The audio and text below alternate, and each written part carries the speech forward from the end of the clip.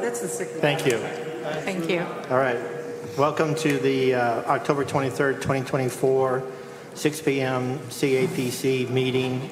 We're here in the auditorium of Eureka Springs. It's starting out. Welcome, everybody. Please put your phones and pagers or whatever on silent. Roll call, please. Bradley? David Avanzino. Here. Heather Wilson. Here. Colin Polk. Here. Bradley Tate Green present. Steve Holyfield. Here. Shira Faust. Here. Robert Schmid. Here. Thank you. All present except our financial director, Ty, is ill and is not going to be present here tonight. I just heard. Agenda updates. Anybody want to add or take away anything from the agenda as we have it here in front of us? I'd like to add on the old business. I see it. Oh, it was added. Is there? Forget it. The VRBO? Yeah. Yeah. Perfect. We need to talk about our next month's meeting at some point. We'll do that later. I don't think we need to put it on the agenda. All right. Do I hear a motion to accept the agenda as presented? Motion to accept the agenda for October 23rd as presented. Second. David made the motion. Sure. Seconded. All in favor say aye. Aye. Great. It passes unanimously. All right. Then we have approval of minutes.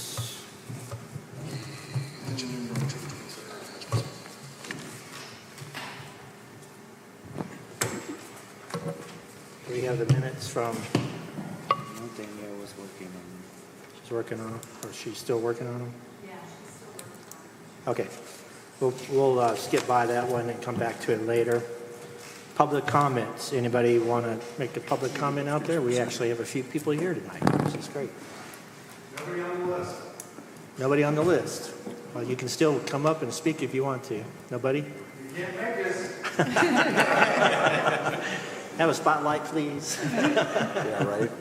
Okay, no public comments. I don't think we have anything to read either. So moving on. Mike, are we going to do the financial report or? Okay. Moving on. Okay, we can do the advertising liaison report. Colin? I'm actually going to defer to Taylor since Madden is in the house. Great. Great. Thank you very much, Colin. I will just switch reports here. Just one moment.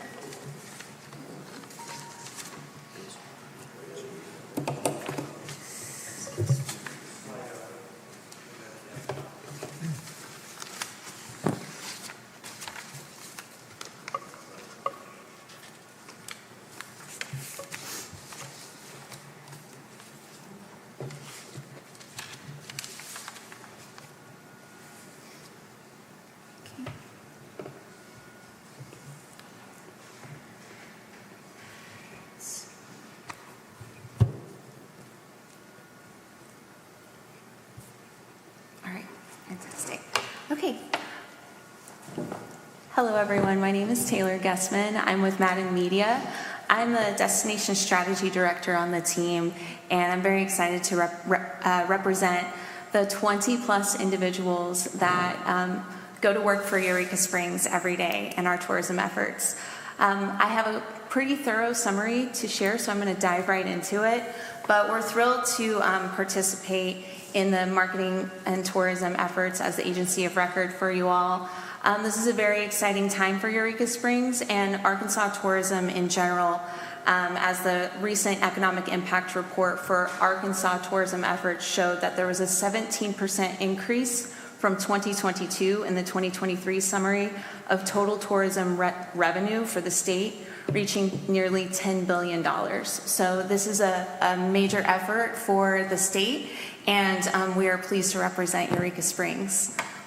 I'm going to go over the 2024 strategy as a whole, and then dive into the creative evolution, our media performance to date, and that is January through September 30th close.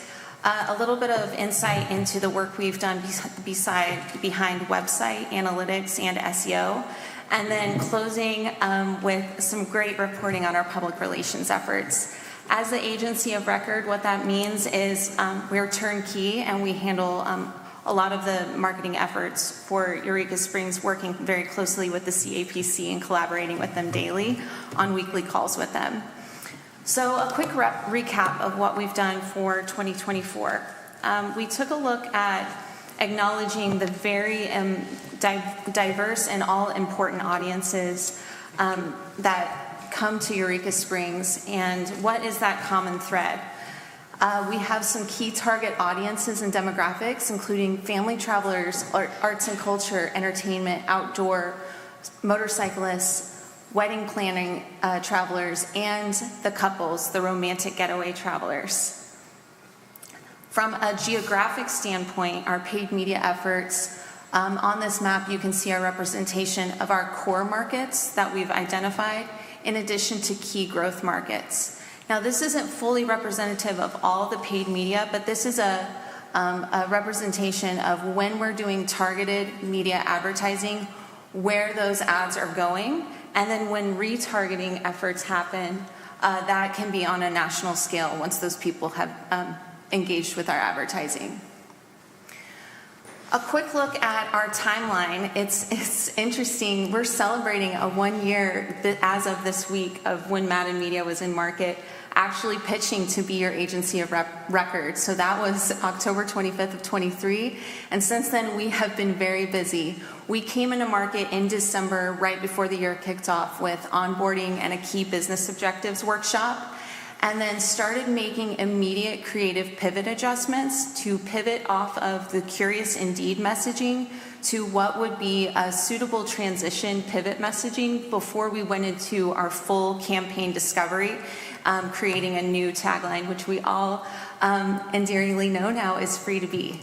So there was a creative evolution, launching digital media because we heard from stakeholders and the CAPC and from the city how important it was to get media live very quickly. So went live with media January of 24 and really ramped that up by April. We launched new creative after we were in market with our immersion trip, which was done in March. I'll dive in a little bit more on that. You'll see that on the timeline there.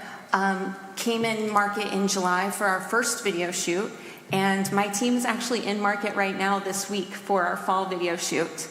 Meanwhile, throughout this whole campaign and throughout this whole year, we've been doing public relation efforts proactively and reactively, as well as media monitoring efforts. This is a deeper dive look into our paid media strategy efforts. Each row represents a different tactic, but this isn't representative of everything that we're doing.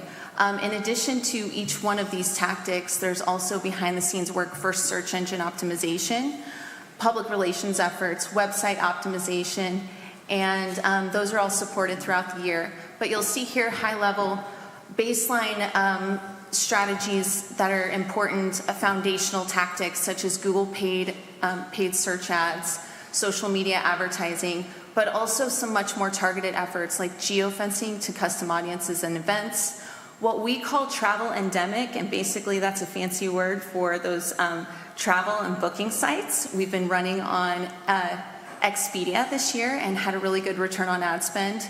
Video efforts of OTT and CTV, influencer partnerships, national and regional magazines across Little Rock, Springfield, Kansas City, and key placements in national publications including The Knot and Outside Magazine, in-flight Wi-Fi video ads, and billboard placements in Kansas City and in Northwest Arkansas. So that's the high-level recap, and I wanted to pivot back to the creative evolution since that has been such an instrumental part of our role in collaboration with the CAPC this year. So early in 24, I mentioned this creative pivot. So we wanted to pivot off of, we heard very clearly that pivoting off of Curious Indeed was important, but we didn't want to be premature in our efforts of an entirely new tagline or campaign without doing proper research and hearing from stakeholders. So we shifted into some curious yet messaging that had a stronger call to action and that action to plan your trip. This was important and intentional to help with that brand awareness of the Curious Indeed that was in market prior, But knowing that this was not a permanent shift for us, but it got us live in market to make sure that we were creating substantial activity for you all early on in the year. Then we came into market in March, and we called this our immersion trip. This is a really important part for Madden Media. I am moderately local. I am based in Ozark, Missouri, so I'm just about two hours north of you all, and I'm very familiar with Eureka Springs. We also have a very local, hyper-local account strategist on our team who's based in Berryville. But we are local and national at the same time, engaged like locals, but we are remote. So it's important, anyone who is pitching or representing Eureka Springs, that we bring them into market so they understand you all intrinsically. So we brought in our public relations team, our content strategy team, and our account strategy team. We visited 18 different locations over the few days that we were here, and also had a storyteller's breakfast, which I thought was a really special time where we sat around talking to key stakeholders who had a vested interest in Eureka Springs' health and vitality.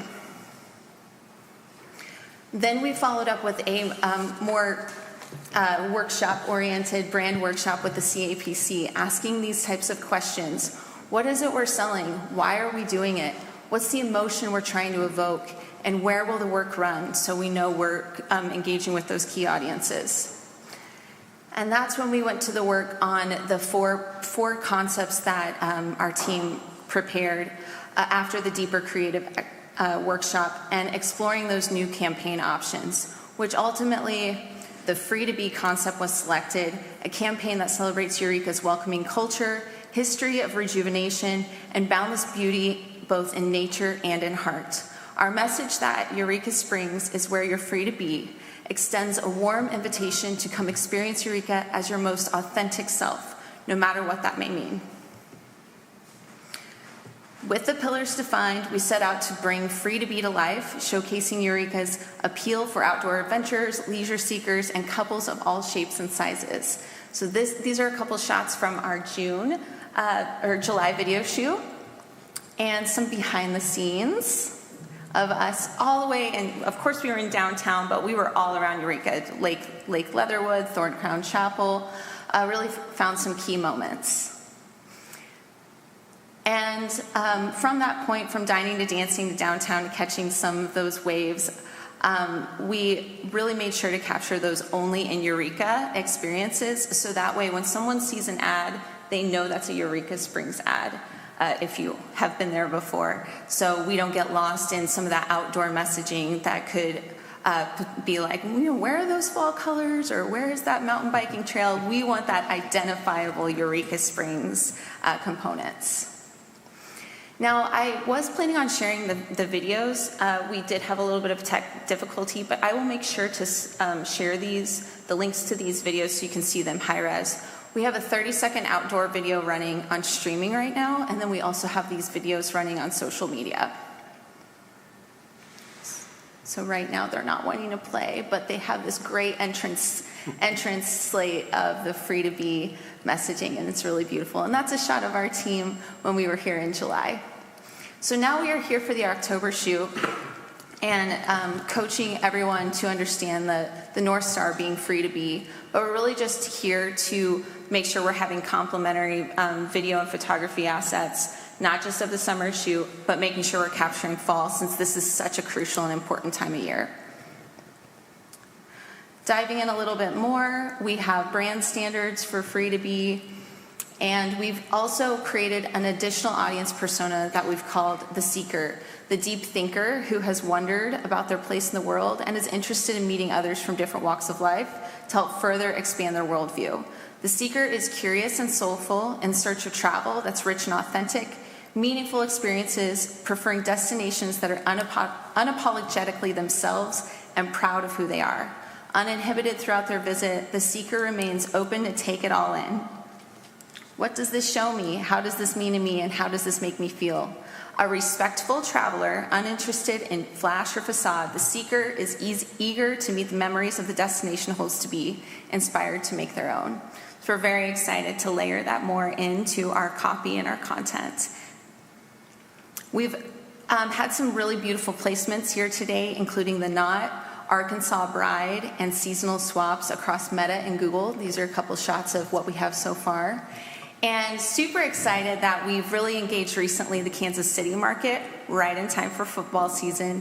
This billboard is within a mile of the Chiefs Stadium, and we're really pleased with that placement.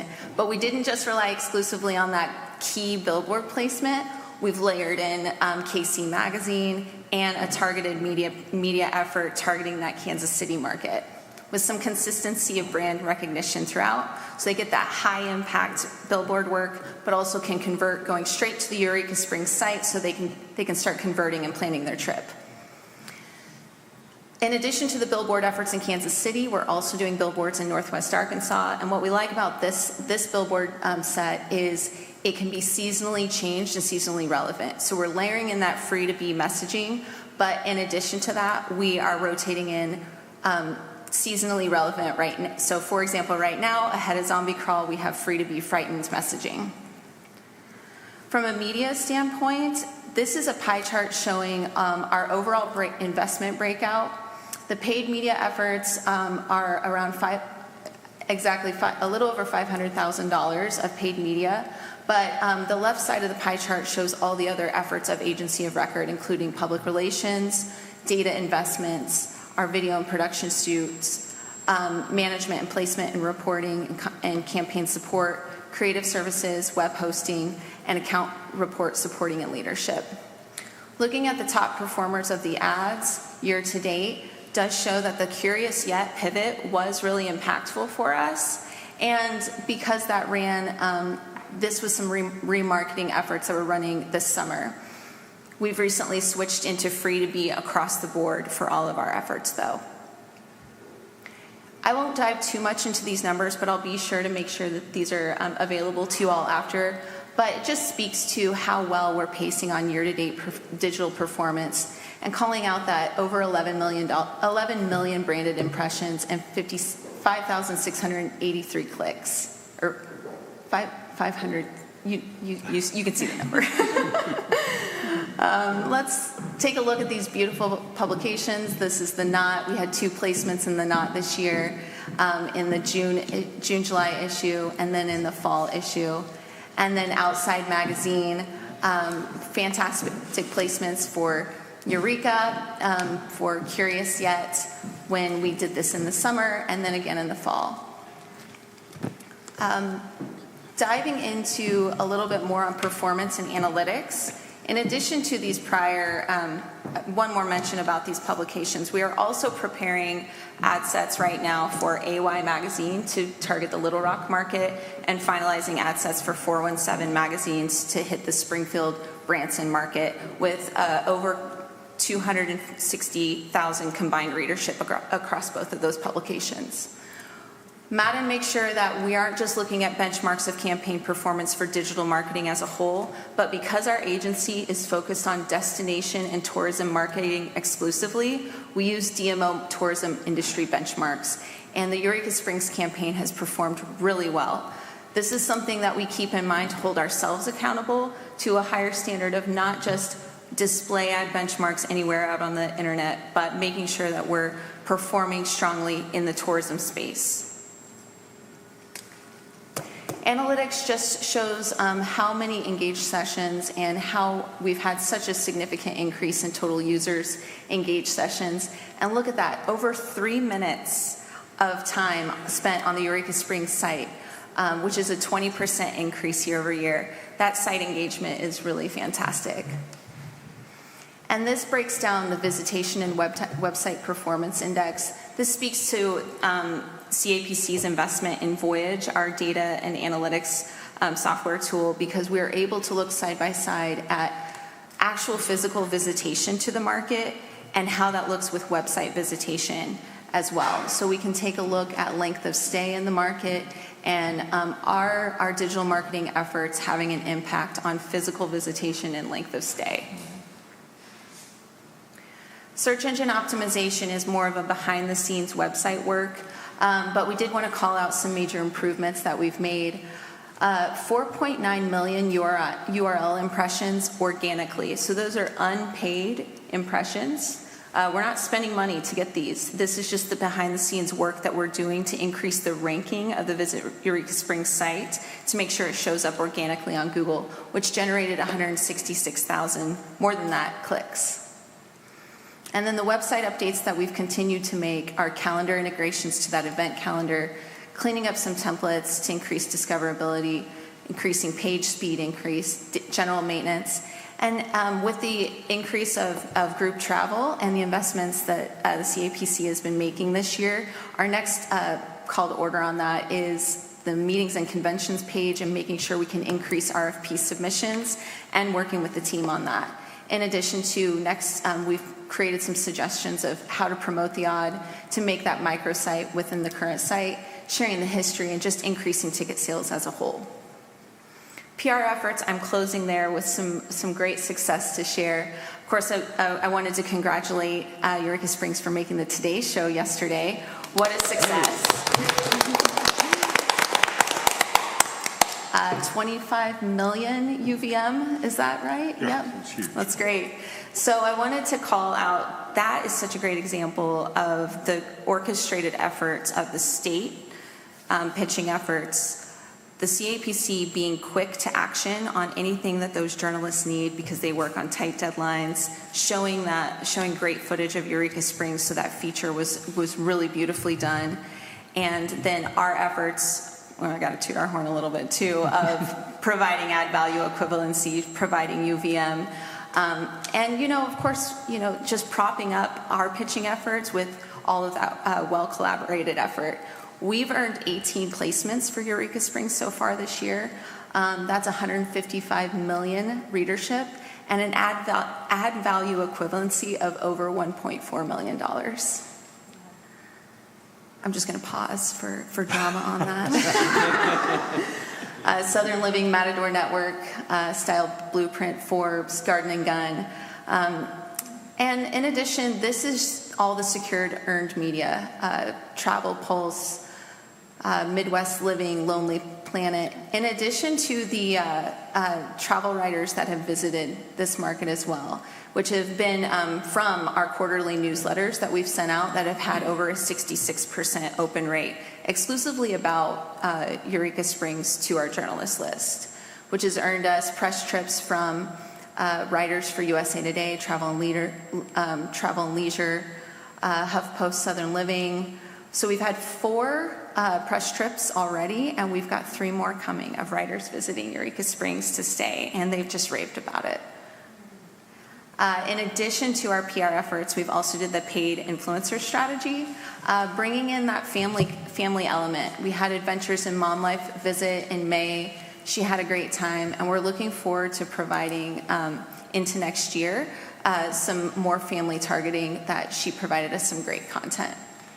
So I know that was a lot, but I did want to finish with a little bit of 2025 ideas that we've got.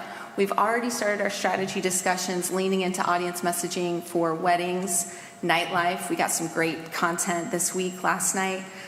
We were at a great nightlife bar. We're at Chelsea's picking up some content. They were so fun to work with. Tonight we're at Gotta Hold. We're so excited to get some great fire pit shots.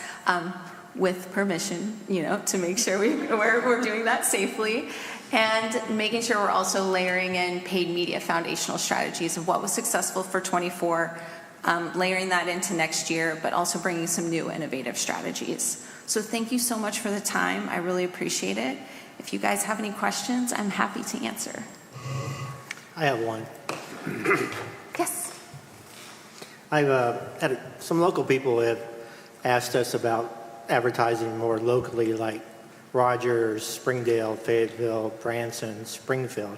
I was glad to see some of those names up there, and they feel like we're advertising way out there in the country, but not drawing those people from the more populated areas around closer. Could you elaborate more on that? Certainly. We want to make sure we have a balanced approach, and data supports that those core target markets and those audiences, they have a longer length of stay, and we want to increase the traveler spend of anyone who's coming here to make sure that our ad dollars are really getting a strong return on ad spend. So we do have local efforts, and we want to make sure, especially with the growth of the Northwest Arkansas region, of so many new visitors coming, that we are marketing locally a bit. And some of that is in our Near Me campaign strategy. When we're doing paid search advertising, we have a division of overall paid search, but then we also have a Near Me strategy. In addition, so you'll see there the SEM Near Me, over 125,000 impressions, a 21% click-through ratio, and 27,000 clicks year to date. So that's within a good local approach, in addition to our Build More placement in Northwest Arkansas along I-49, right on that Bentonville corridor. Yeah. So I think we're doing a very good balance and being good stewards of the budget to make sure we have a local presence, but that we're not being redundant with ads that would be too locals, if that makes any sense. Right. So I'm glad Steve brought this up, because I hear it as well. You know, I don't see the ads. Well, you don't see the ads because you live here and you're not renting lodging. You're not doing the things that we're trying to attract. So if we can get this up on the website, is that a possibility? So people can see the commercials, see the print ads, see the data that you've provided. I think that would help a lot. Yeah, we have a new web link that is going up that basically does exactly that. Okay, good. So and also, just a shout out for switching the word hippie for seeker. I love that. I have a quick question. First, I want to say thank you for this. My marketing heart is singing. The earned media is just wow. You've highlighted a lot of wins, but we are getting also feedback from the community on areas of opportunity and challenges. Does Madden identify any of those to get ahead and be proactive about in 2025, where maybe we haven't done as well as we thought, or are we just crushing it across all channels? Well, I think we had some initial challenges in Q1, getting up to speed and getting website traffic where we wanted it to be. And I do think there's some opportunities to dive a little bit deeper on our goals of what type of action we want those individuals to take when they're coming to the site. Bookings, increasing downloads of a guide, or additional activity that we can track and that can inform our campaigns. We see some opportunity there, and we want to continue the momentum of the PR efforts. We see opportunity with brand partnerships, and there's obviously a need for that group travel component. So we're really excited about exploring some presence for Eureka Springs in those groups and meetings and convention space. Thank you. And I want to say I booked plane tickets for my parents the other evening for Thanksgiving, and I did get Expedia ads for Eureka Springs. So even though I'm local, I did get the ad. That means our retargeting is working. Exactly. Fantastic. Yeah. Does anybody else have questions for Taylor? Does anybody in the audience out there have any questions for our Madden representative here tonight? All right. You did a great job, apparently.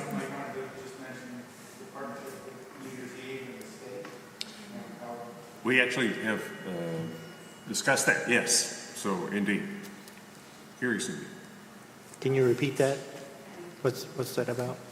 Our New Year's Eve splash ball drop. Oh, okay. The water that's coming down from high and above has been, we've gone back and forth on that and getting some assistance, obviously, from Madden, also assistance from the state of Arkansas. One of the things that we're excited about right now, it is all coming together in kind of a neat package. And we think that 2024 New Year's Eve is going to be one that will be very memorable. I won't go into all the details right now because there's a lot of things that are happening in and around that. But the engagement with the state is exciting right now because they picked up on it. And we think this is going to be a very memorable event for us. The big part of it is that this is a local organic event. Literally everything's coming from the internal side of this. And we're excited about what's going to happen with that event. Weather ready. So. One thing I found fascinating is your pause And the return on investment, 1.4 million, and our budget is 2.1. So I can't emphatically point, I can't point that out enough. Yeah. 1.4 million. That add value equivalency is fantastic. Yes. Thinking about, we have about $500,000 in paid media, and that is unrelated to that. That's 1.4 million of earned media from our PR efforts. So we are really proud to talk about that number. Yeah, so you'll see that transfer over into next year, huge. That'll be amazing. Taylor, for those who don't understand or know what the term earned media means, would you just mind giving a brief explanation of it? Sure. So earned media is a term that we use with public relations effort. So there's paid media and earned media. Think about if you see an ad in a magazine, that's paid media. If you see an article in a magazine that a writer for that magazine is writing and they're praising praising a location, that's the earned media. That comes from the behind-the-scenes efforts of our PR team, who have been here to Eureka Springs, talking about how fantastic it is, all of the great attractions and the events, everything to do, and that writer coming here, experiencing it for themselves, and that becoming an earned placement. So it's got some sweat into it, and that's why we call that earned media. Thank you. Thank you. Any other questions for Taylor? I just wanted to add, if you look at all the numbers, of course you get almost dizzy about it, but very impressive. When you see all those clicks and all the impressions and everything, and then I know that's the next topic, where we have people, they think we don't need the CAPC, we don't need advertising anymore because everything will come anyway to this town. I don't think so. Very impressive. Thank you for your good job. Thank you. Appreciate Thank it you. very much. It's our pleasure. We're very, very honored to work with you all, so thank you. Always good to have you here. I'd like to add We'd one like more to point out one other thing while Taylor is here. They are on the ground as we speak right now, and had the great opportunity to be with them yesterday up at the Museum of Eureka Art. Did some great shots up there. Went over and had a delightful mid-morning with Sean Paul at the Intrigue Theater, which he didn't disclose anything, but we had a good time. I think those are the types of things that you will start to see in the evolution of the media and so forth, and the creative that's coming out of what's going on right now. So they've been working hard at doing it, and it's a fantastic team to work with. Not only do we see the best of the best, but we also see really the reason we work with people like Madden, because they're a lot of fun to work with, but they take everything they do very seriously, and they are right on target with everything that they do. Great. Thank you. We're very proud of Taylor and her group. Yeah, and I'd also like to just add a couple things that Taylor didn't necessarily cover. Voyage being one of the words that she mentioned that a lot of people don't necessarily recognize. It's a huge data tool that Madden has access to that can tell us who comes into market, how much they're spending, where they're from, and that map of key markets as well as our target markets. That's one of the data tools that we wouldn't have access to if we didn't have Madden or the CAPC that can tell us where to go advertise to. And also SEO, which is search engine optimization. Most people use Google. If you go to Google, EurekaSprings.com is our biggest competitor, and their search engine optimization is what makes that happen. And so Madden has a great team working on SEO. So I said Google. Google makes the rules for search engine optimization. And so as they change their rules, and they've had major updates to those rules this year, we have to pivot with those rules to maintain optimization. And Madden's team does a great job at that. Great. Thank you. Maybe one thing I'd like to add, I don't know if we have a schedule for this, but is it possible to have an update like we just had, like every 3 months? We don't need to have it every month, but it would be cool to have a short presentation from you, like every end of a quarter or something. Is that something that could be done? Well, indeed.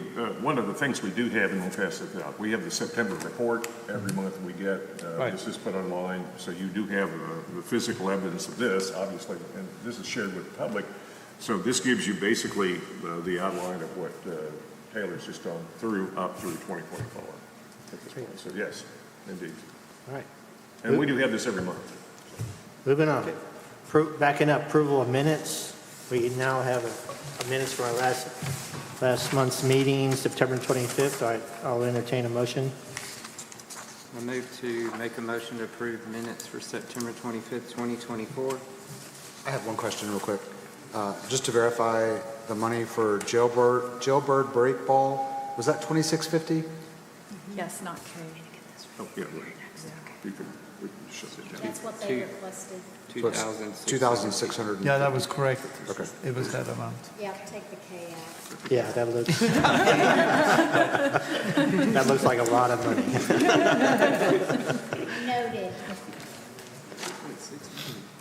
Motion to approve the minutes for September 25th, 2024. Second.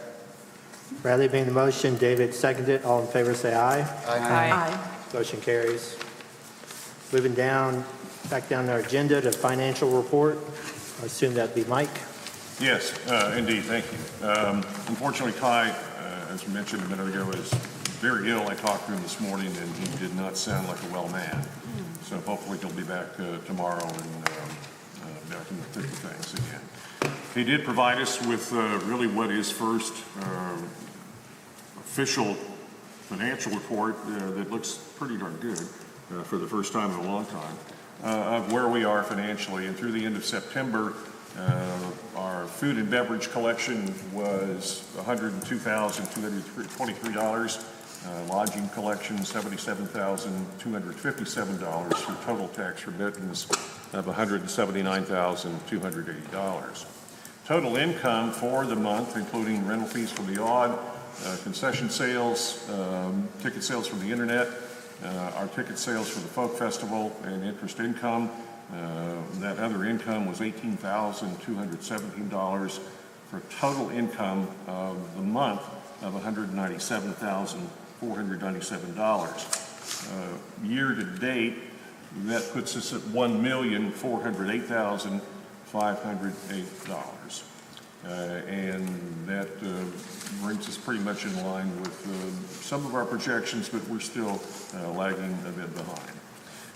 In the bank, if you'll take a look at the next page, currently in our checking accounts, of which we have three main accounts, in our Cornerstone Money Market account, we have $1,525,504.96. In our reserve account, we have $308,489 or $482.94. We have $500 in cash. And in our regular checking account right now, we have $7,523.11. It's worth noting that this still is only the 23rd day of October, and we're still collecting money from September. So we would expect those numbers to continue to go up. We did have an interesting call today from the Wall Street Journal, and we did go ahead and give them a projection probably for the month of September of about $205,000 in collections for the month of September. We based that upon the $203,000 collected in 2023. So that's basically where we are.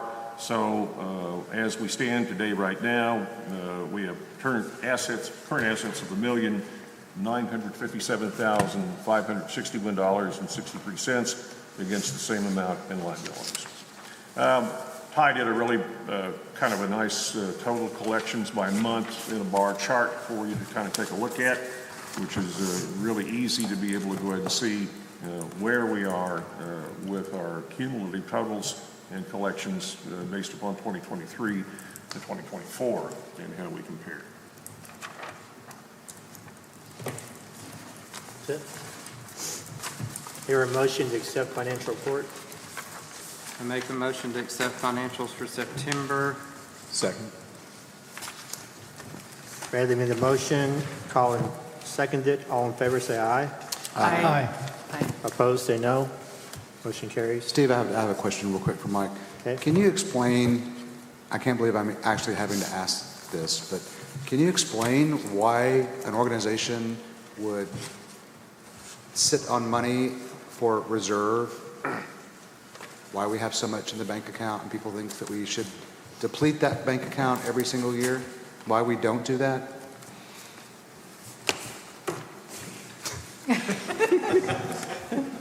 That's a question of the ages.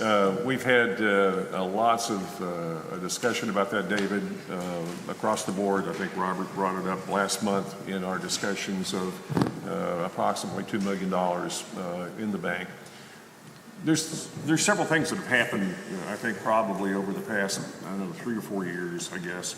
During COVID, we seem to have amassed some money. We didn't spend any money in particular. COVID was a disaster all over the world. What happened in Eureka Springs was almost an anomaly in that people kept coming to Eureka Springs and they kept spending money, and that money kept going into the bank. The problem that we are faced with today, David, is we don't have a plan for that money. Now, we've explored conversation on the street, we've explored conversations at breakfast, we've talked about brick and mortar, we've talked about a number of things. Yet what has to happen is this commission needs to have that discussion about what is it that you want to do with the money. Now, lots of options. Number one, we could go into a negative budget and we could lose money. We could spend more money than we had budgeted. We could go into the high-end concert business and we could go ahead and book $75,000, $80,000 acts and hope that we, break even, which we would not. So the options are really way out there. The city may have some other ideas. Of course, parking garage has been kicked around a lot. There are other options in terms of potentially a visitor center. But the core reason that we haven't got there is because, David, this commission didn't get there. And at one point, it was discussed, this goes back to about 2015 or so, well, we want to keep the money for a rainy day. We had $500,000 in the bank, we had a rainy day, and then all of a sudden, we still had the money. So to answer the question, I really can't. All I can suggest is the commission needs to go ahead collectively and discuss those things. They need to ask the public what the public would like to see and do. At the end of the day, in my own personal thinking, is that the commission has an opportunity to create a legacy of something that would stand 20 years from now as what happened in 2024 with that money. Did the commission do something for the benefit of the community that really made it worthwhile? And it wasn't just spending all the money in advertising. Because we could drop $2 million by the end of the year, but the return on the investment would be just a waste of time. And we wouldn't really gain anything. So we did discuss some of this at our workshop. And I asked Ty to please research how much money should we always keep in reserve. Because I know every organization I've ever been involved with, there's a number they keep in reserve. But also, this money's not just sitting there getting dusty. We earn $104,000 in interest. Yeah. Oh no, I'm not. Yeah. But we earned $104,000 in interest last year. So that's a nice chunk of change too that we can use for the future. It's a great way to make money, but on the same token, it doesn't necessarily task, I think, the commission's fiduciary responsibility to go ahead and take a look at what is down the road and what could we be doing, and again, to the benefit of the community. And just really quickly, Kayleen Griffith in Bentonville, who is their CEO of the Bentonville A&P Commission, has been asked the same question, along with other A&Ps in the state of Arkansas, about why do you keep this money in reserves? And she said, well, it's smart business to keep money in reserves. But the percentage, and I think to Steve's point, is how much should it be? And that's the question that if Ty, I know, has thought about it, but we just really have not come up with, what is that definitive answer? So. I think that's where we start, and then you take that, subtract what we got, and then try to figure out what to spend. I mean, the question is not about having reserves or not, but the question is exactly what are we doing with that much money? We're not in the business of collecting return on, I mean, like interest on our money. We collected that money to actually spend it on advertising and promoting the town. And we should still keep that in mind. A healthy reserve is not in question. Of course, we need that. But we don't need $2 million. So we need to come up, and you said 2024, it's only 2 months left. I wouldn't spend that into the dead season or the slow season. But it's something we have to put on the agenda for 2025 and come up with an idea to build that legacy. And I don't know if it's the parking garage or if it's something else, an art object or project. But definitely, I think we should work on lowering that reserve in a way, in a healthy way, and not throwing it out on the street. Of course not. We're not in that part. Of course, remind people we are limited on what we can spend the money on. We can't give it to the city to build sidewalks. We can't give the city to improve streets. Correct. It I has was to be- just going to ask, why don't we, tie the sewer treatment plant into tourism and make it a work of art and charge admission? The tourists do use the restroom. But the city is talking about, $140 million for a new sewer plant. Our $2 million would be just a drop off. I know. It would. Yeah. And I think, but I don't know if the 140 is realistic anyway. But I was actually, that's It was, another It was actually suggested one time, David, some time ago, that we build a wall in front of the sewer plant, just so people don't have to see what it looks like. Oh, okay. All right, so moving on. I think we're starting to space digress for a here. billboard. Tourism Director's Report. I'm going to make my report pretty short because we've had a little bit of a good opportunity to go past the year and see what's happened. But a few things that were highlights of this past month, actually past couple of weeks. Number one, two really interesting events at the auditorium. One was the Pass the Ammo made its reappearance again for 2 weekends in a row. If you haven't seen Pass the Ammo, you can pass. But it is a funny movie. It was shot in the auditorium in 1985, and to see the movie and actually take a look at how they did it and what they did, really is pretty phenomenal. Because the auditorium in that movie doesn't resemble the auditorium that we see today, even though it's the same one. Follow that up with the Rocky Horror Picture Show, which did bring out some interesting people. So we got to see a little bit of the fun side of Eureka over the past 2 weekends with Rocky Horror. It was a huge event. A reminder about two things coming up, though, and I did put it on my calendar to remind you all. Wednesday, November 13th, is workshop, and I put that down as really my own line item, and our regular meeting will move in November to November 21, November 21st.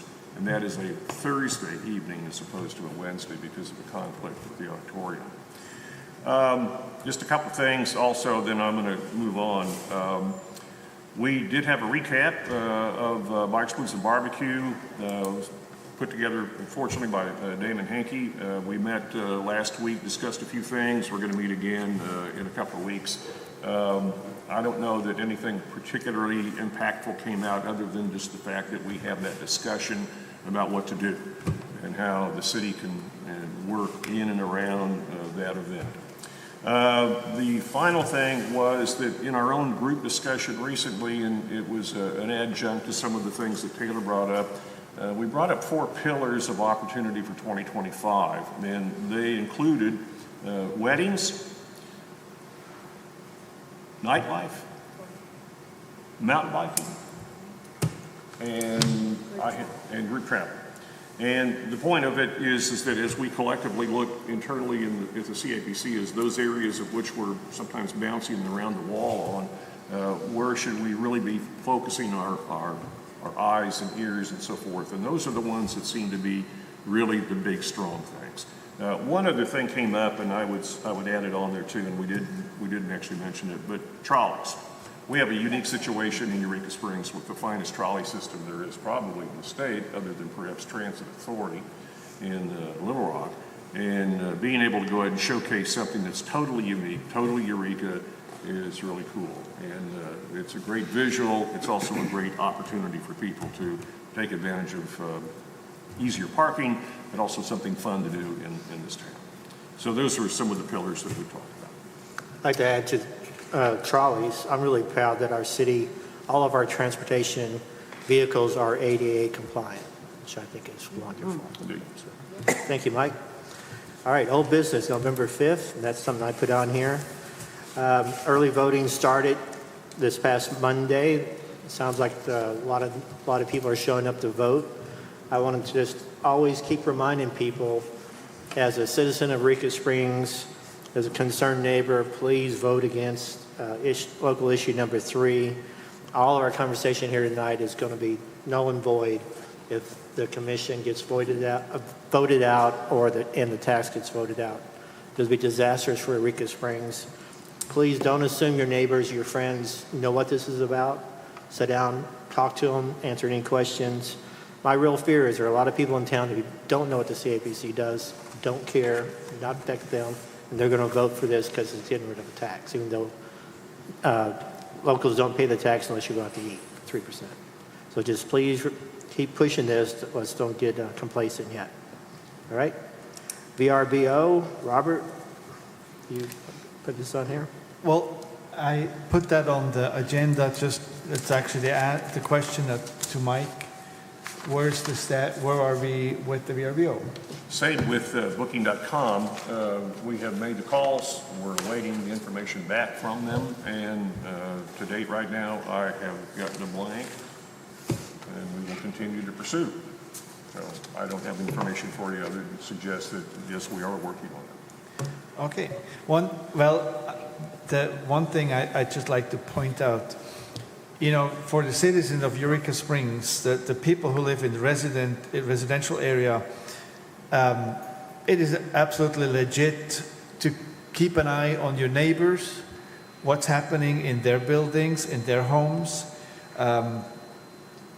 There's, all of a sudden your neighbor has frequent people coming to your to that property, and they look different every time when they come every weekend.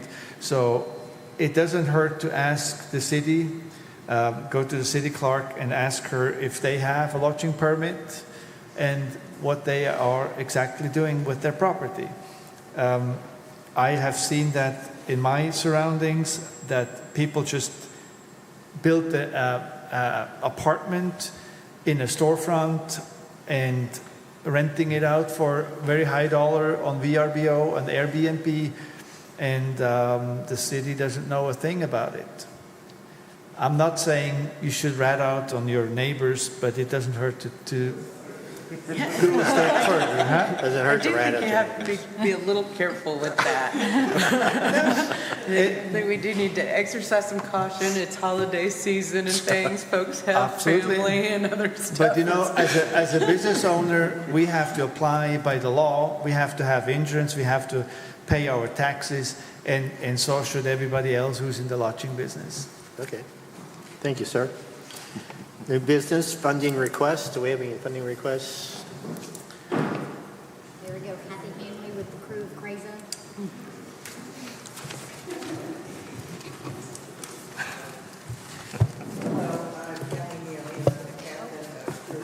Is it on? Is that blue light on? I'm sorry, can't hear. Now it's on? Testing, I'm on? testing. You can hear me? Okay, thank you. Yes, should have. I'm here tonight on behalf of Crew Crazo to see if we can get $5,000 funding for advertising for Mardi Gras season. We will be starting on the 16th of January, running through the first week in March with Mardi Gras. There are 2 balls, there are 2 parades, and there are 2 other events that bring people from all over. And I can honestly tell you, even through last year, we've been totally sold out on every event as it happens. We are going to be advertising we've already talked to Lamar, and we're going to be advertising on billboards that are over in the corridor. They've already given us one over there. Last year we did it closer in, but we'll be doing it further out. The rack cards have been sent out to all the visitor centers in the state of Arkansas, Oklahoma, and Missouri. So and we are going to make sure that we get the CAPC logo on the additional cards, so don't worry, we're working on that right now. We slipped on that. Also, what I can tell you is we bring in, like I said, a lot of people, and all the events are sold out, and we can hope that you will support it. Any questions? Any questions, anybody? Yeah, was there, I can't pull up your request, but what's the lodging factor of this? How many lodging nights? For Crew of Crazo? Yeah. Or is it like, I don't know. Who's that? It's Get some feedback. And there's also no financial information on the application. No, I don't think we actually know the number of beds that are taken, to be honest with you. We do recommend all the hotels, and we send it out to people that are inquiring about how to come. And I know a lot of them do spend the night for the events, because most things are in the evening, so they're definitely going to spend one night, if not two. How many weekends, Kathy, do you have events? Maybe describe Well, that. we have them starting the 16th of January, and then all of February, every weekend in February, and we're also the first weekend in March this year, because Mardi Gras is running a little bit later. So, and you have in your request, it just says King's Day kickoff. Is that a special event? that's the first event to start the Mardi Gras season, Is that what you're asking funding for, or you're asking? for the whole time, for the whole period of time, to make sure that people know there's more than one thing to come to. You want me to go get the form? If you'd like, yeah, we could do that. How many tickets do your balls have? Our coronation ball comes out to 150. We can't do more than 150 where we host it. The other one, which is the masquerade ball, that one is usually 3 to 350. And the profits from all of this go back to what? They go back to, what we don't spend goes back to Crew of Crazo for the next year to keep our floats up, because we have a lot of floats that we own, and we have to make repairs on tires, things like that. But we do, most of it goes right back into the community. Okay, any other questions? I'll entertain a motion. I'd just like to comment that there's a lot of blanks on your application. Yeah, well, it's kind of a mix-up. I had the application which was full, and then someone else filled that one and turned it in, which isn't full, and I didn't see it. But this is what Mardi Gras is this year. It has to do with Venetian mask. And so this is kind of a I will say this, when Melinda came in to apply for it, and she didn't really have all the information, but we went through all of the requirements, and she actually signed the document so that we have it on record, that they understand the usage of all the components for advertising and so forth. Now, the one thing I will say is that jump the gun on your cards. I'm going to suggest that you get stickers. Right, that's exactly what we're doing. Good, okay. Yeah, because that was something that we didn't catch. Okay. Any other questions? Yeah, I'm going to ask these because I get asked these questions all the time. As a newbie into town several years ago, I was really confused by all the crews here. Right. And they were all seemed to be, I don't want to say fighting against each other, but, well, yeah, you guys were fighting against each other. So is that still going on? No, the Crew of Crazo is the oldest. It's 19 years old. The crew of Joy or whatever, they're gone. They don't even exist anymore. And it was some people broke away, decided to start their own. They saw these big dollar signs, they're going to make all this money, which isn't true because you got to pay for everything. But, you know, we just sat back and did our thing. But we are the biggest. We have about 75 members that are in our crew, and we're the only crew around right now. This is the original Dan Ellis Yes, organization. that's why it's 19 years old. Okay. And would you be interested in doing, because I'll admit it, I'm completely ignorant when it comes to the things that y'all did down in Louisiana. Yeah. But can you do like a 101? A Mardi Gras 101? Oh, and kind of tell you what Mardi Gras is? Yeah. Okay. And If what they- all the crews are, Okay. not to us, Oh. but to just have a general class somewhere. Oh, you know, absolutely. kind of drink and learn about it. You'll forget it after Absolutely. you drink, but anyway, yeah. Absolutely. I came from that area where the other crews were in Louisiana. I knew what Mardi Gras was, but I had no idea about Well, I know it's. all the things that y'all do. And it's a big business, really. You want to say something? Sure. I do, having been a commissioner before and having been a part of Crew of Crazo and watched this happen for a long time, to fill you in a little bit from your perspective, a piece of this isn't just Crew of Crazo or individual. It's really about wintertime in Eureka Springs. Mike knows this. He's seen it happen a lot. So the specific advertising really isn't about come to this ball, come to this event. It's about there's life and entertainment in Eureka Springs in the wintertime. As you see the billboard as you go out of town on 62. It's just a generic Mardi Gras picture that's Mardi Gras in Eureka Springs that lands them on the Facebook page. It's really just a lot of this is about the parades and the energy that happens downtown and the music that comes along with it. The specific balls, there's a lot of attendees locally that are in there. We do open these up. I run the tickets for these balls. One of the requirements that I told them from being involved with the CAPC was you can't just sell all these internally and ask for money from the CAPC. You have to have Eventbrite availability out there so the outside world can actually buy some tickets to this because we're using public funds to push this event forward. So you'll see King's Day kickoff on Eventbrite. You'll see Taste of New Orleans on Eventbrite, and you'll see the Joker's Ball, is that what we're calling it? Masquerade Ball on Eventbrite. The Coronation Ball is truly small, 150. It's really, it sells out internally so fast that there isn't a promotion to the outside world. But that's, to your point, there's a lot of education about what are the pieces, how does the community interact, and how do the visitors interact, and there's a page for all of it each time.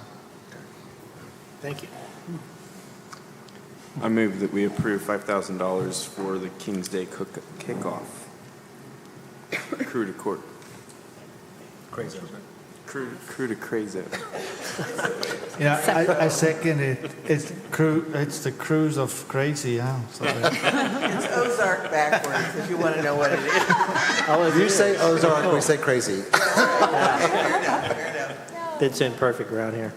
All right, Colin made the motion, Robert seconded. All in favor say aye. Aye. Opposed say no. Thanks. Motion carries. Thank you, ma'am. Appreciate it. Next up, Eureka Sky Entertainment. It's Lisa. Rika Sky Entertainment. Do we have the paperwork on that? Yes, you do. I got Elvis. It's on your iPad. I can't get my iPad. That's the Elvis weekend. Oh, it is the Elvis. It's for the It Rockin' is the Eureka Elvis. Elvis Festival. Okay, I got the Elvis. Say that one more time. It's hard. I don't know why we can't Can we hear boost it. your microphone? It's hard. Test. There we go. Hi, guys. I am requesting money for the Rockin' Eureka Elvis and Friends Festival happening May 16th through the 18th, 2025. And I'm a little bit nervous after all that. Again, it's a 3-day festival. Hoping to have the money to use for my marketing and advertising, for digital ads, print and online, promotional printed materials, and public relations. Don't know if you have questions over, do I just present what we've already gotten going? We have 2 concerts that are going to be held at the auditorium. One is going to be a matinee show with 2 of the top Elvis tribute artist performers in the world. And the evening one is, again, one of the top 5 in the world. And all 3 of those gentlemen have amazing followings. Friday night, we also have an event at the Odd with Ginger Alden, Elvis's fiance. We have little micro events going on throughout the town during the festival. Of course, we're still in the planning phase. We have a Johnny Cash performer performing at the New Orleans Hotel. And we have a private wine tasting event with Ginger Alden at the Queen Anne Mansion. And a parade on Saturday at 4 o'clock. So we're really excited about that. And Is this your first year? it's my first year. Okay. I am working with a promoter out of Nashville. Okay. Is how I've made all the connections that I've gotten. And Yeah, it's not his first year. So you had no idea how many nights? I don't, 2 nights, so it's Friday, Saturday, so I'm assuming 2 nights. And I forgot, also we have a third concert on Sunday, which I'm super excited about because it's a free gospel concert sponsored in part by CAPC. And we're hoping to make that picnic style, so make it come alive just a little bit more. And yeah, my first year, I'm hoping, I don't know, 4,000 visitors this first year would be my guess. And, you know, anywhere from the demographic, anywhere from 35 to 65 years old. We've been advertising already at some other events, and the performers themselves also have die-hard followers. We have people coming from England for this. I would say about 65% of the people are going to be out-of-towners. I'm a Kansas Citian, so I'm going to be advertising big in Kansas City, as well as going for my sponsorships out of Kansas City, Texas, Oklahoma, and of course Arkansas. And my goal is to increase tourism. I'm a huge Elvis fan, have been for all of my life. So of course I want to keep his legacy going. Also, we're a little different than most of the other Elvis festivals that are out there in that they have these like 3 days of constant concerts. That's all it is. You go and you see performers one after another. Didn't sound like a lot of fun to me. Didn't ever want to go to those. So I thought we're missing this whole group of people like me who would like to go and celebrate, dress like Priscilla or whoever, fill the streets and meet other fans, memorabilia collectors, etc., and not be stuck in a concert the entire time, but have top performers as well. So, questions? I've always suggested new people that you might do a little questionnaire of the participants and say, where are you from? How many nights are you staying here? Those kinds of things. So next year when you come back to us, you have kind of more concrete numbers. But totally understandable your first year, you're not going to have those. But that's just an idea, you know, you might think about. Anybody else have any questions? This May 16th through the 18th. Mm-hmm. Do we know if anything else is happening that weekend? It's spring. It's clear. Yeah, we cleared it. We chose the date specifically because it's during the Arts Festival, or the May Festival of the Arts. You have a jazz and a blues, and this is going to be sandwiched right in between those weekends as the rock arm of this. Okay. And the Rika Sky Entertainment, is that just for this event? Mm-hmm. Okay. Well, no. We hope to have other events here at the auditorium as well, hosting concerts. Great. Mm-hmm. Anybody else have any questions? Anybody? Nope. Do your motion? I'm sorry. I make a motion to approve up to $5,000 for the fund for marketing for the Rocking Eureka Elvis and Friends Festival 2025. Second. Robert made the motion. Bradley seconded. All in favor say aye. Aye. Opposed say no. No. Thank you. Motion carries. I have one quick just comment for you, because I don't see it on this application, but you should have seen it where our logo has to appear in all of your advertising. Okay, just want to make sure. Cool. Is that all the funding requests? That's it. Thank you, ma'am. All right, staff, next item on the agenda, staff bonuses. Heather? Thank you. Commissioners, before you is a printout of a PowerPoint presentation proposal for CAPC staff end-of-year discretionary bonuses. I don't want to go through it ad nauseum, so please stop me along the way if you have questions. I brought this up at the last meeting and workshop. I am proposing that we take 43/50ths of 1% of our $2 million budget to recognize the exemplary work of the CAPC team. Slide 3, the purpose, goes over the why, and I did call the Arkansas Attorney General to do my due diligence, and in there they gave me the Arkansas number that says it is allowed and it should be treated as compensation with the usual payroll deductions. They said payroll would know exactly what to do. I also took the liberty, as I often do, to call the Department of Labor. You will see on slide 5 what is called job codes. These are codes of job titles as the United States Department of Labor defines, and I'm sorry because they do have, they're printed double side to save paper. And essentially what that does is tell us what our 5 staff members are categorized as according to the U.S. government. There I've highlighted somewhat what their job titles would fall under so that I could show you in the next slide the wage disparity. I won't read all of this aloud, but what I have done is show what the pay is in Arkansas and what the pay is in Fayetteville, Springdale, Rogers. That's as close as we can get from the U.S. government, and what the disparity is between what we pay and what our staff should be paid according to the government. So you will see those slides for advertising and promotion manager. You will see that for marketing coordinator. You will see that for administrative manager, group sales, and finance director. You will also see that some of these numbers are very startling. Moving on to slide 12. In speaking with the Department of Labor, we determined the USA range for bonus stats is about 1 to 15%, with average bonus in the USA of 9.6% of salary. Federal withholding up to $1 million is 22%. So this is just an example. Arkansas tax withholding rate is 4.4%. So let's say somebody makes $50,000 a year, they get a $1,000 bonus.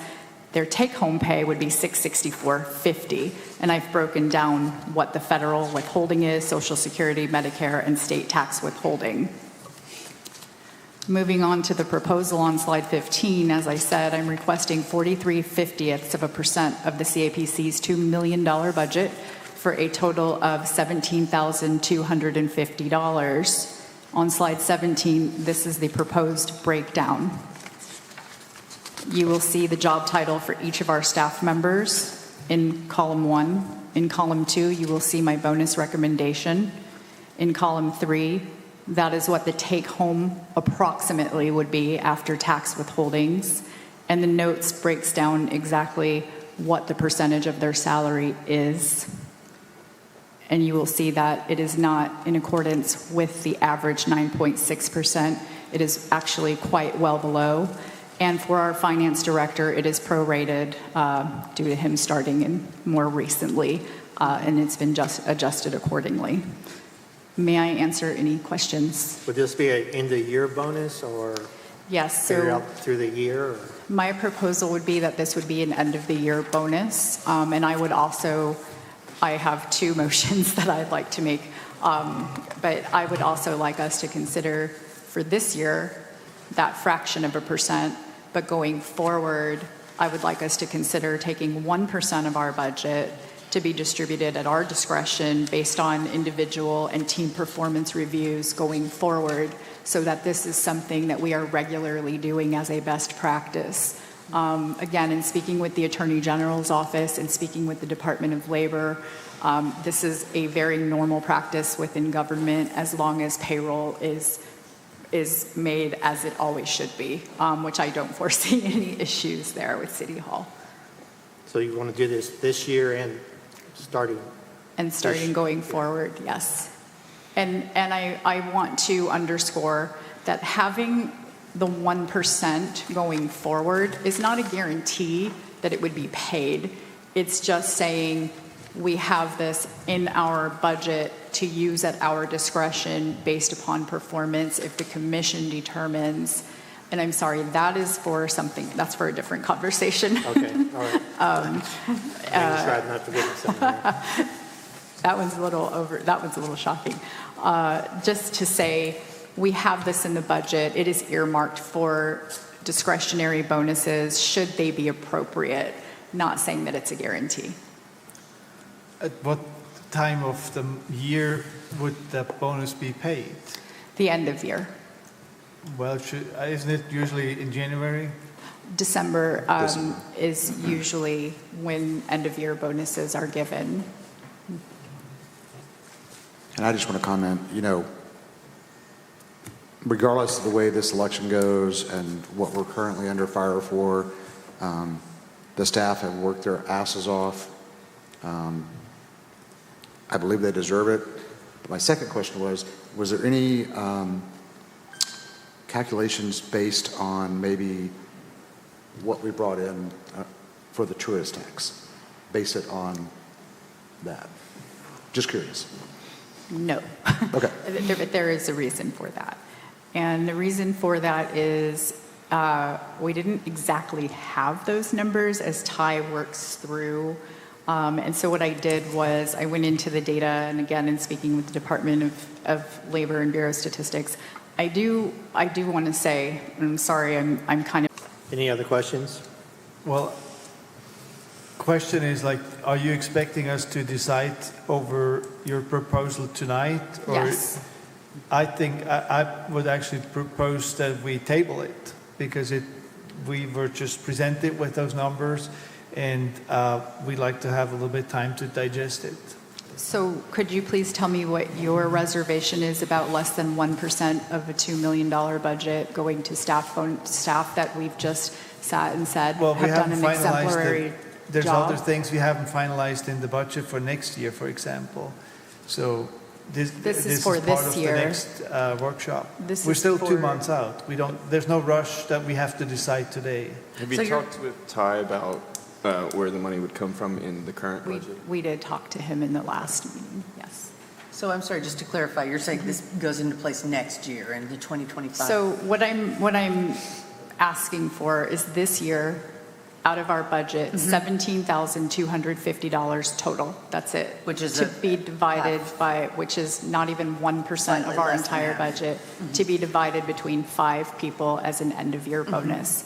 They're doing the work of multiple people. There is no one who will convince me otherwise. They are all, according to the data, underpaid, some grossly underpaid. This is the least that we can do. Well, And I am very surprised that there would be any pushback on this. as somebody who runs a lodging business, I feel like I have seen massive pickup and increase in my business here this fall, and I do think it's that the CAPC deserves credit for hard works, and so I'd like to make a motion to go ahead and put this forward, the proposal for the CAPC end-of-year discretionary bonuses. Second. Is that one of the motions you were going to make, Heather? Yes, but should we add the amount just to clarify? I can certainly do that. For 2024, correct. Okay. And that is because we didn't have a budget when this was created. However, there is almost $2 million sitting in the bank, and it felt fair to ask for a fraction of 1% of it. Well, I'm not worried about that. I'm worried about going forward. Are we phrasing it as we make a $2 million budget, they get 1% of $2 million, or at the end of the year we brought in $1.97 million, we go off of the 1.97 million? Right. Yes. So going forward, so for this year, I just want to be clear. For this year, I'm just asking for the $17,250. That's it. So the motion on the table is for this year right now, and that's Yes. it? Yes. Shira made the motion. Do I have a second? Second. David, second. David second? Yeah. Okay, I'm sorry. All in favor for this year, say aye. Aye. Opposed, say no. No. Okay, 5-1, motion carries. And I'd like to add, I'm not against paying a bonus. I just think we're just rushing this a little bit too easy. We've been speaking about this for over a But month. we have not been presented with numbers in that Also way. for perspective, when people come up with an event and we can give up to $5,000 to folks for a singular event to bring in tourism, and these folks are driving for large numbers for all of us in tourism. It seems a drop in the hat overall. The amount is very, very small to say thank you for all of us in lodging, restaurants, and retail and all of that for the turnaround that we've been getting. I think it's very reasonable. Thank you. Anything else about this? If I am comfortable tabling the 1% until Ty is at a meeting to guide us on that, I'm very comfortable with that, and I thank you.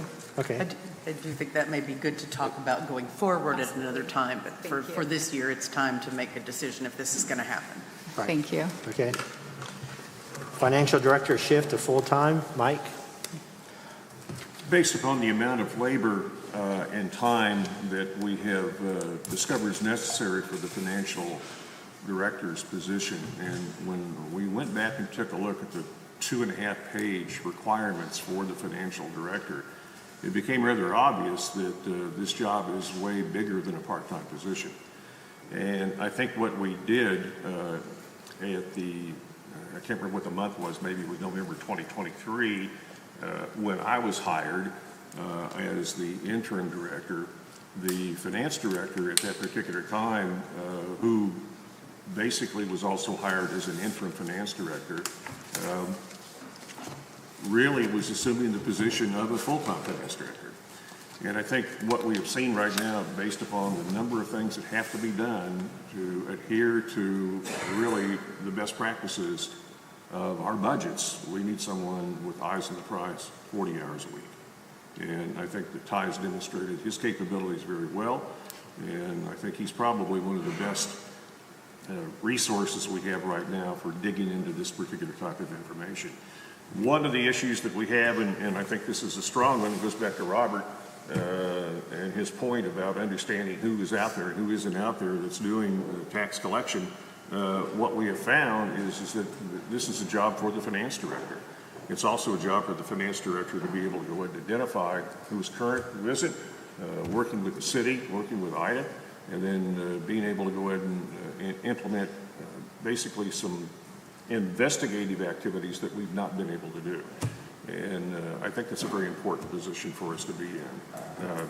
Ty's done a great job up to this point, and he's very sharp, and he knows the business, and I think it's a point that making him full-time is very important for us. David? So my first question is Ty willing to step up to full-time? I wanted to say, is he wanting He's already to? hit the Is he available? Yes, he shit is. pile And part-time. Ty and I discussed it at length, and he understands that one of the criteria is that he's got to devote his time to his job, and he's willing to do that. So I think that I think it behooves this commission to go ahead and obviously he reports to you. He doesn't report to me, but on the same token, communication between the two of us is very important, and I think he's done a fantastic job of being able to do that. And my second question, just for clarification, other A&Ps in the state, do they have the full-time position? Absolutely. Okay, In because I know a lot of people are going to fact, ask that question after this meeting. City of Rogers, I think they have 2 people that work in finance. One of the issues that has come up in the past is just the amount of collections that go on. If we were only collecting 1% and we only collected from, say, lodging, then it might not be as complicated a job as it is. Mm-hmm. But on the same token, we are in one of the top tiers of collectors within the state of Arkansas. Eureka Springs always has been. And we have really a very large responsibility to reporting accurately everything that we do. The other thing we discovered, and this is the great thing, is that our relationship with city has just improved dramatically. Very pleased about that. So being able to work with Michael and really the rest of the staff within the city of Eureka Springs, it's been fantastic. They've been able to share with us information that maybe we would have had to really pull away and try to find it on our own. And this has been a good, it's been a good step, I think. And how far has he come along in fixing the stuff that we were left with? Is he about caught up? Is he halfway? He's getting there. Okay. And, you know, even to the extent that this particular financial report took a while to put together. Let me give you an example of one of the the things that really has, I think, maybe plagued us a little bit, and that's the separation of lodging, B&Bs, cabins, cottages, historic hotels, motels. And we've had a request by one of our council members to say, can you please give us the B&B numbers? We quit doing that. I don't know why. At one point, up to the point where I worked here up till 2019, we did separate all those categories out. B&B or Airbnb? Well, in this particular time, David, it was only B&B. So bed and breakfast. I just want to make sure. Exactly. People always get the two confused. Today, we again, Airbnb, we get a check. We don't know who is who. And I think that's one of the reasons that further investigation, with the full-time finance director is going to help us get to that particular situation, help us solve that. As we add VRBO, as we add Booking.com, then again, it's going to take more time to probably go ahead and try to separate those units out. We would like to know. Now, we don't separate restaurants. We don't, segregate hamburgers from pizza. But on the same token, it is probably mindful of an industry such as the bed and breakfast industry to know what that industry is doing. And I think that's one of the reasons it's good to have somebody that's capable of going after that. The other thing that our previous finance director was able to do or have done in the past is that we as an organization have the legal capability of closing a business down for non-payment of taxes. Now, there's other instruments that we can use to try to collect, which include, going to court, other things, but the only strong instrument we have, as this is owning an ABC permit or having one, is that we can call the ABC and have you closed for non-payment, and that's pretty detrimental, pretty punitive. But if it's a sandwich shop or a place that just makes cinnamon bread, we don't have that capability. But after 90 days or so of non-payment, then we really do have the ability to go in and close that business down. Historically, I've only seen it happen once or twice, but it is there, similar to being able to audit. We have that capability as well. Again, finance director is the person that needs to initiate that type of action for us. Okay. I would add to that what you exactly said. I mean, I remember 10 years ago, 10 years ago when I was on the CAPC, that the finance director at that time, that's what he did. He did audits. He went after delinquent payers and made them pay, because when they are behind, I mean, we still have that schedule that the interest will be added if they're behind, and so that's a very important thing, and it's really good to have somebody who has the time to follow up on all those things and make sure everybody plays by the book. Scott Barton was doing that, wasn't he? The problem, though, and this is the issue, if you really get down to it, we open at 8 o'clock in the morning, we close at 5 o'clock, we do it 5 days a week. We're a business. A part-time finance director can't answer questions to the public when they walk in at 2 o'clock in the afternoon because they live someplace else or they only work part-time. We were relegating a tremendous amount of responsibility, very fortunately to Danielle. On the same token, that was not Danielle's job.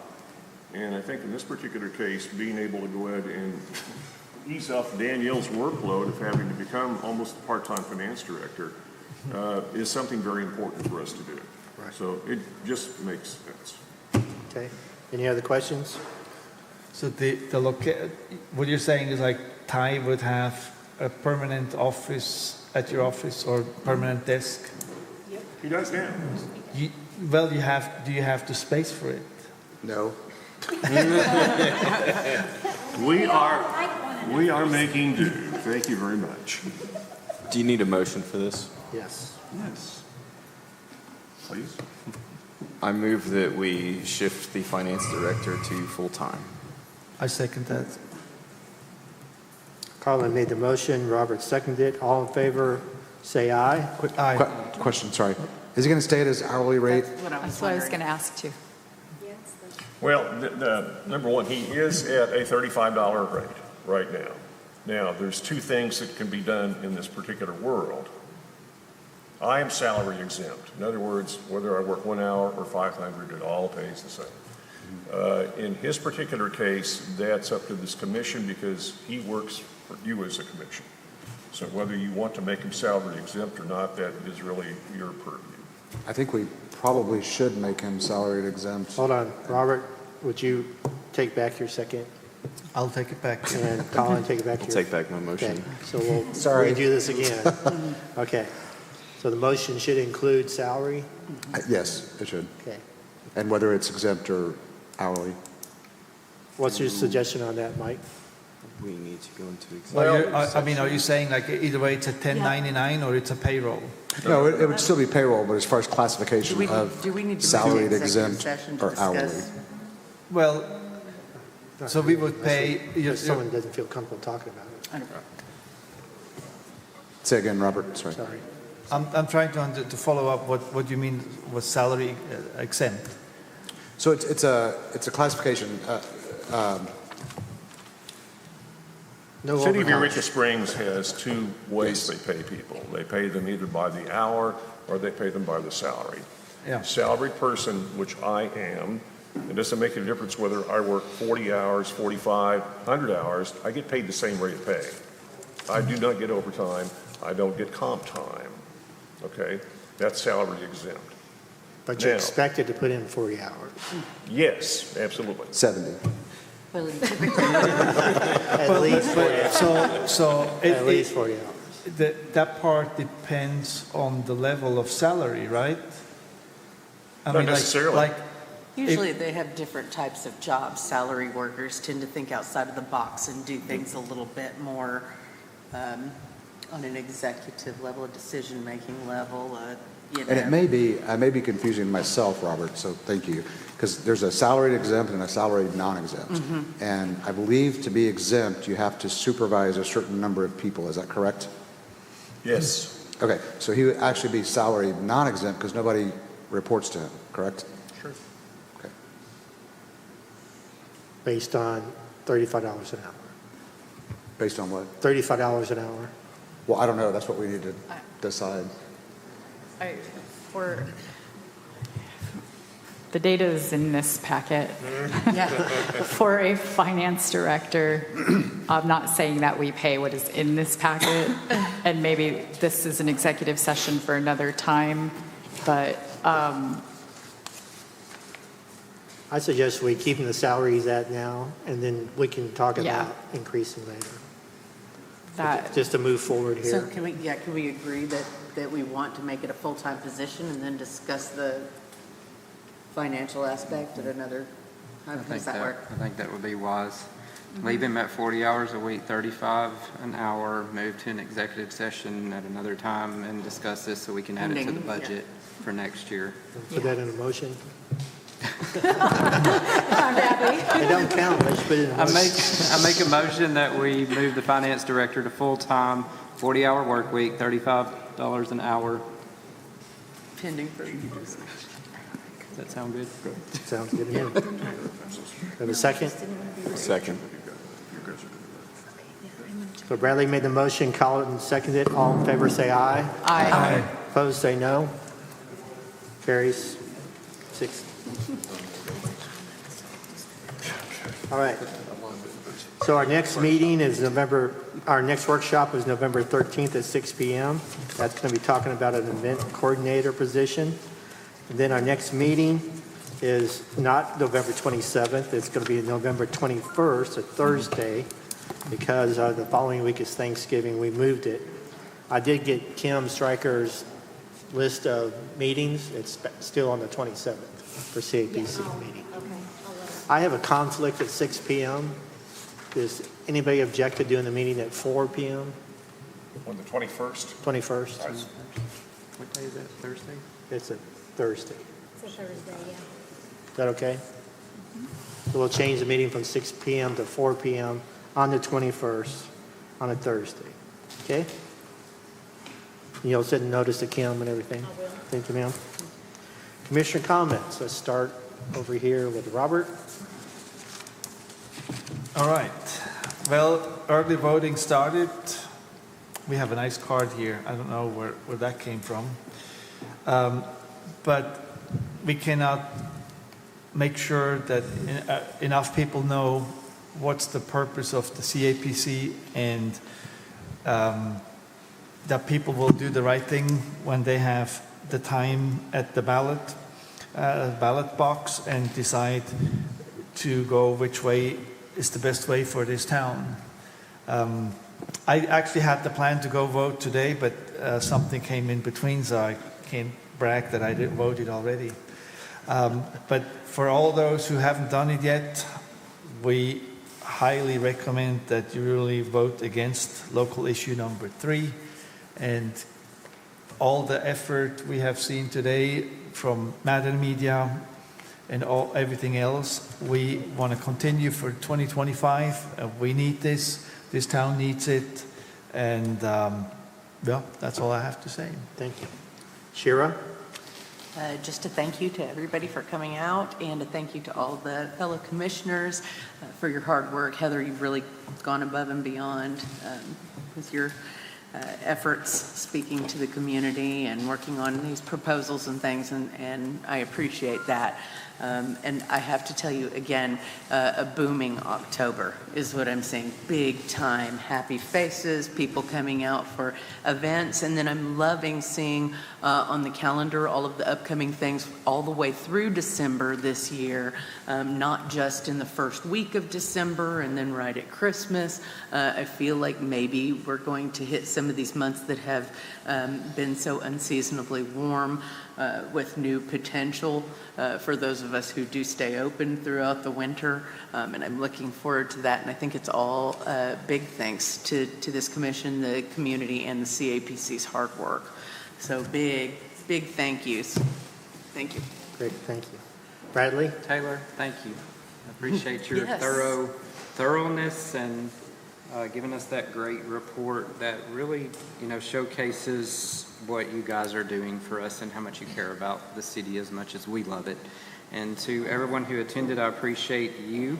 Those watching, we appreciate you.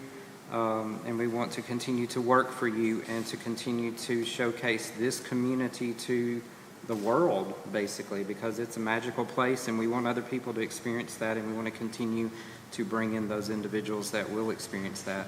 And then thank you to my fellow commissioners and all the work that you're doing and all the hard work you do, and then the staff. You guys work tremendously, and thank you so much for all the work you did to get all the information to the Today show, because I heard how intense that was, and so I appreciate you guys for doing that. Thank you, Bradley. Colin?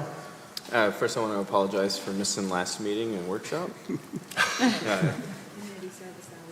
Yeah. And I want to thank you, Matt and Taylor. They really are a professional crew to work with, and what they bring to the table is just doesn't compare to anything I've seen. So they really do a tremendous job, and CAPC is glad to have them. Great. Thank you. Heather? Taylor, I echo everybody else. Thank you.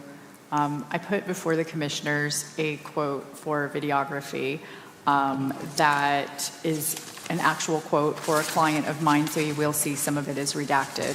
But that videography is scheduled to take place in a town that is similar to Eureka Springs. It is a small, as they label it, hallmark town in a rural community.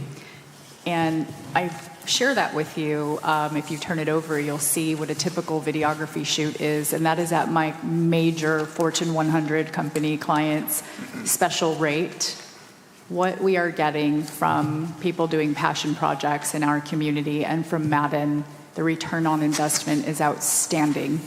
And I just, again, thank Madden and our staff for what they're delivering against our budget.